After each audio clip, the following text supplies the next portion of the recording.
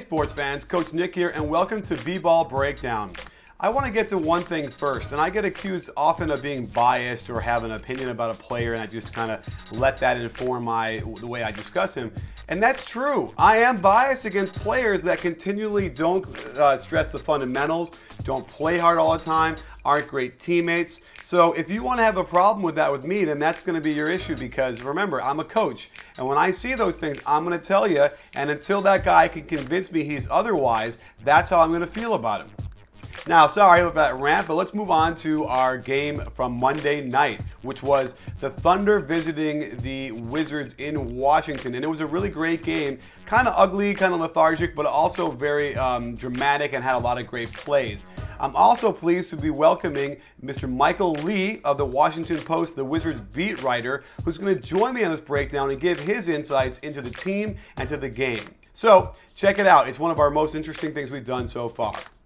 Well, there's definitely some raised spirits considering what they've been going through this year. I mean, you got 5 wins, 28 losses. It's been a real long year, and a lot of games that have come down to the wire that just haven't found a way to win. They just came up a really deflating loss at home against Brooklyn on Friday night, where they were up 8 with about 90 seconds left and managed to lose in double overtime. It was just one of the most incredible meltdowns and breakdowns I've ever seen by a team. To allow a team to get 11 points in less than 90 seconds.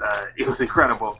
But to come back, and then they allowed Miami to score the last 21 points in the next game. So they were coming off really 2 bad losses, and to pull a game out like that against Oklahoma City, everybody's feeling pretty good today. What were some of the key plays that you felt ended up, wrapping this win up for the Wizards?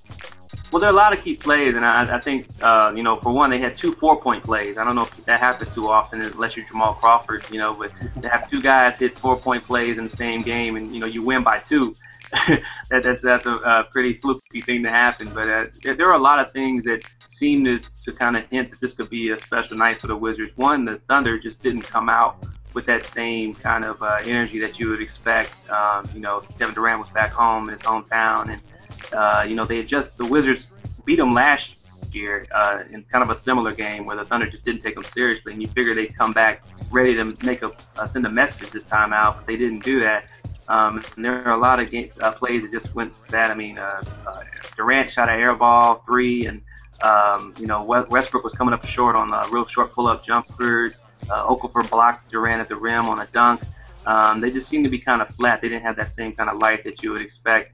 But the Wizards were just getting things that were going their way. Jan Vesely, who struggled pretty much all year, had some great putbacks. He played with a lot of energy.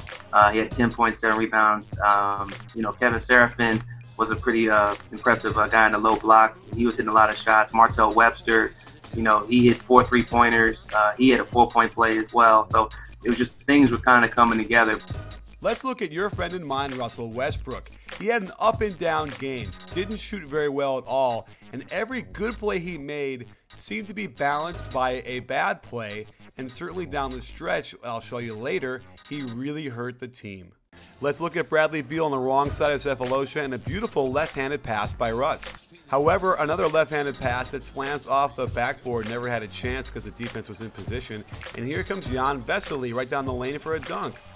And here's a good Russ decision, doesn't force the shot, makes the easy pass, but Baca knocks it down. We've shown in the past Russ's bad footwork going to the hoop, and here's another one, right-left, should be a left-handed shot, instead he misses the right-handed layup. Here's another great Russ look when Vesely is too concerned with KD on the pin down, and there's Ibaka slipping it. We've also talked about Russ not being able to get KD the ball when he's open. Coming around that screen, he was open, doesn't give it to him until he dribbles the ball 4 more times. Now the shot clock is running down, forcing KD into an isolation. When he misses the long shot, watch how Russell Westbrook is going to gamble needlessly for a steal, and that gets him out of position, and they get a wide open 3 in the corner out of it.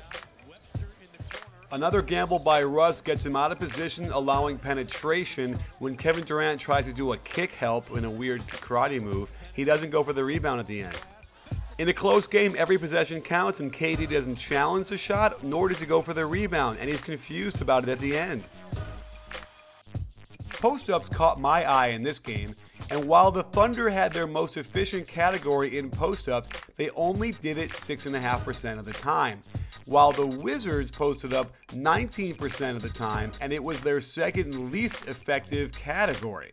So who says Ibaka doesn't have good post moves? A left foot pivot, face up, jab step, shot fake, dream shake, and then turnaround jumper. Here's Okafor, and if you played for 9 years in the league and still get your feet in this position like this, crossed up, you ain't ever going to get it. But he straightens himself out, nice jab step to the middle baseline on a fellow Husky for a lefty layup.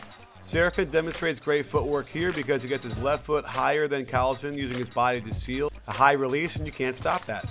And Russ gets into the act with some nice touch off the glass on a right foot turnaround. Ibaka isn't consistent though, and watch his right foot be the pivot foot, and then he picks it up and travels. Here's some nice Washington action up until the point where Seraphin shuffles his feet, no call on a travel, and Okafor invents a new dance under there. I'd like to create a new movement. Stop Perkins from posting up. I've never seen a good post up by him, and here's another 4-dribble fadeaway hook. Luckily, Ibaka is there. He's supposed to be in there to play defense and rebound, but watch how he completely loses Okafor and lets him put the ball back in. Let's get down to the stretch. 5 seconds on the clock and you got a baseline out of bounds, so why are you calling a play that calls for the guy to go away from the ball and get a lob? He makes the shot, but man, was that strange. No defensive organization. They should be forcing baseline and containing with the screeners, man. Instead, jeez. Out of horns, they're going to screen the ball, but watch how ineffective those screens are. Doesn't even get any contact on the defender. But Russ is going to foolishly gamble one pass away and then foul the three-point shooter for a 4-point play. Down 5, you might think that Durant has to shoot this ball, but he makes the right play. Penetration, dish, Ibaka's improved jumper. Up by 3, you need to get a good shot here. The ball never gets below the free throw line, so this movement across the top doesn't mean too much. They get the switch though, and on the shot, Perkins doesn't get his hands up, and Okafor can tip it back out for another possession, and now the game's in peril. However, again, they do not get any penetration below the free throw line, and a really tough shot. Down by 3, we don't need any heroes here, just a good shot. And there's a kick, and then a 9-dribble sequence of Russell Westbrook dribbling around, and then jacks up a bad 3. It's just a bad shot. He needs to get to the basket or something closer. But Perkins makes up for his last play by getting the rebound, and there's KD showing him how it's done. Toward the end of the game, the Thunder had done a lot of switching with their bigs. And Randy Whitman and his staff had decided that they want to exploit that on that last possession where, you know, they knew Thabo Sefolosha was going to start out on Bradley Beal, but that eventually Perkins was going to slide up. They want to make sure that Perkins' man was going to slide up and that Beal would be in a situation where he had to go one-on-one with Perkins. And they wanted to let him create. And, you know, Perkins stepped up.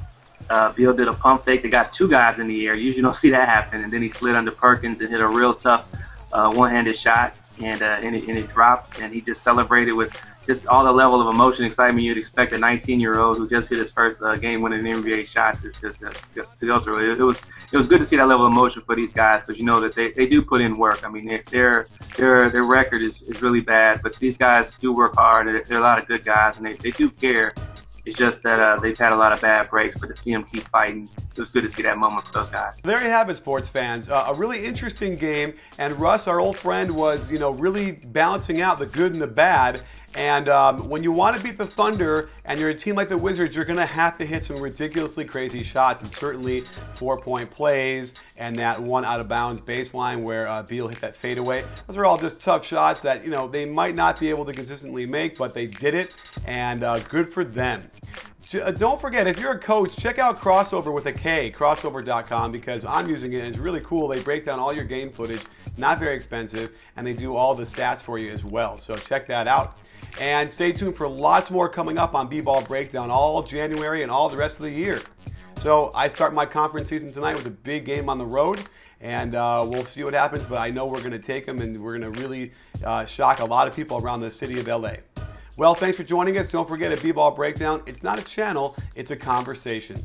You win,